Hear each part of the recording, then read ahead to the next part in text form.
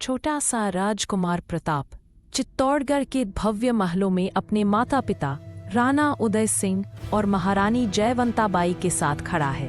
नन्ही उंगलियां तलवार के भारी हैंडल को छूने का प्रयास करती हैं। शाही परिधान ओढ़े उनके माता चमकते लोहे को देखकर मुस्कुराती हैं। बेटे, ये तलवार सिर्फ लोहा नहीं, इसकी धार पर हमारा सम्मान और मेवाड़ की स्वतंत्रता टिकी है। जन्म से ही यह जिम्मेदारी तुम्हारे कंधों पर है। प्रताप की आंखों में गर्व और एक गहरी समझ चमक उठी। विशाल राजसभा में खड़े हैं युवराज प्रताप। सामने दिल्ली के सम्राट अकबर पर राजदूत भव्य वस्त्र पहने 16 कलाओं के साथ शाही फरमान लेकर खड़ा है। उसकी आवाज गूंजी, प्रताप जी हुजूर अपना सिर झुकाकर अकबर बादशाह की अधीनता स्वीकार कर ले। बदले में विशाल जागीर और सुखद जीवन की गारंटी है। प्रताप की निगाहें कठोर हुईं, मुट्ठियां कस गईं। मेवाड़ की मिट्टी कभी दास्ता नहीं जानती और उसका बेटा किसी के आगे सिर नहीं झुकाएगा। भला हो ज्ञानचंद, उसका गर्जन सारी सभा में गूंज गया। राशन पानी टूटा, सैनिक नगण्य। प्रताप की पत्नी और करीबी सलाहकारों का चेहरा चिंता से भरा। प्रताप तमाम तरुणाई में जलते हुए अवार्ड्स ट्री के पत्ते निगल रहा था।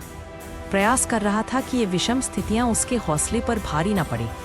बीरबल ने कहा था, महाराणा, खाने को केवल एक रोटी है, आओ आपके साथ भोजन करें। प्रताप की आंख में हंसी खिल उठी। जब तक पेट भरती है तब तक तो गरीब प्रजा पे भी पेट भरता है। मुगलों के जुल्म से बचाना है धरा। युद्ध भूमि हल्दी घाटी का संघर्ष चल रहा है। आकाश तलवारों की झंकार और भीषण चीखों से भर गया।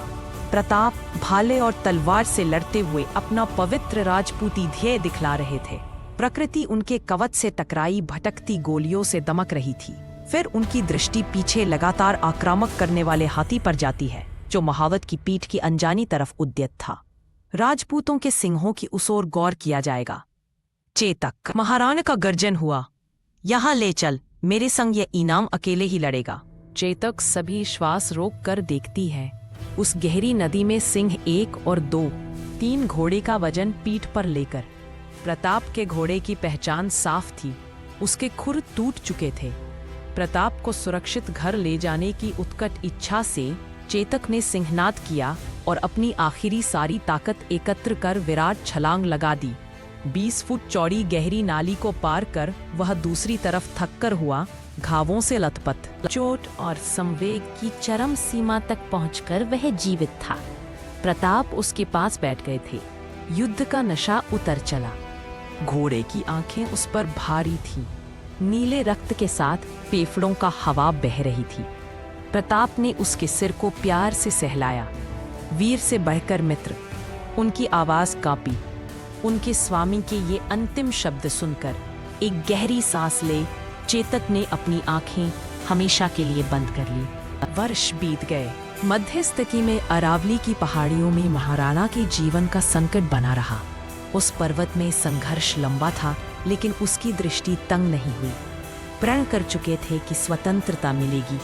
उनके आदेश के सिपाही गांव-गांव में गोपनीय संदेश ले जाते। राजद्रोहियों और विश्वासघातियों के विरुद्ध सतर्कता से हर पल अपनी बस्ती बचाते। हौथी गांव का वह गोदाम रहा होगा। खाचते हामिद खान के पैरों से खान का चित्र टूट गया। प्रताप की जासूसी ने इस प्रकार का सिलसिला रिपोर्ट किया था। राजे जी की काली घोड़ी पर लेदर की कसी हुई काठियां, सुंदर बटनों पर जड़ित अस्त्र, उनकी प्राणप्रिया हाथ से बनाया गया खिलौना। मुगलों के खिलाफ इन छोटे छोटे विश्वासघात में लगा तंत्र। एक बंजर पहाड़ी पर खड़े हैं महाराणा। उनके पीछे कुछ वफादार लोग और दुबले परंतु उत्साहित सैनिक। चित्तौड़ को लेकर बड़ा सपना उनके हृदय में बसा हुआ था। उनकी आवाज गरजी, सुनो राणो, अभी किलों की ओर हमें देखना है, परंतु पहाड़ों के बीच बसना है। ऊंचाई पर जाकर वे अपना हाथ चित्तौड़ की ओर बढ़ाते। वहां उसकी मुक्ति के लिए हंसने वाला दिन दूर नहीं। एकांत वन में उगे हुए झोंपड़े, उनके अंदर प्रताप के बेटे अमर सिंह बैठे होंगे। उन्होंने कुछ छोटे पक्षियों को पिंजरे में बंद किया है और खेल रहे हैं।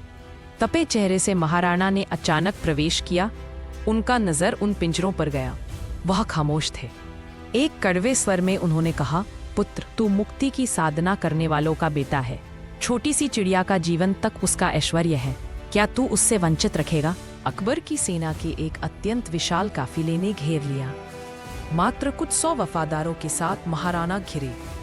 तीरों की बौछार, भालों की मार और तलवारों की धार की आवाज। अमर सिंह भी आंखों से अंगारे बिखेरते उतना ही कुशलतापूर्ण युद्ध कर रहे थे। प्रताप ने जोश के साथ रोष से देखा। उनकी तलवार हवा में लहराई। जय एकलिंग। घंटों चले भयंकर संघर्ष के बाद अंत में दुश्मन को पीछे हटना पड़ा। मुसलमानों के कट्टर शासन का वर्चस्व कम होता दिखता, पर मेवाड़ के हृदय राजा का स्वास्थ्य क्षीण होता जा रहा। चंबरगढ़ के महल में रोग क्षीण शैया पर सिमटे प्रताप आकाश की तरफ देखकर अपने पुत्र का हाथ थाम लेते हैं। उनकी सांसें तेज होती जाती, उनके बिलखने आंसू पीछे हटते। पुत्र, अब हार कर भी कभी मत टूटना, मेवाड़ तो तेरी पीठ पर है।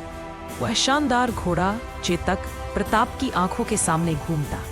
पहाड़, अपराजित सिपाही और आकाश में स्वतंत्रता का रंग फहराते तिरंगे की कल्पना। खून चूसा बहाकर हंसता चेतक याद आया। एक ऊंची जयकार हुई, जय मेवाड़, जय महाराणा प्रताप। उसके बाद राणा की आंखों में अंधेरा छा गया।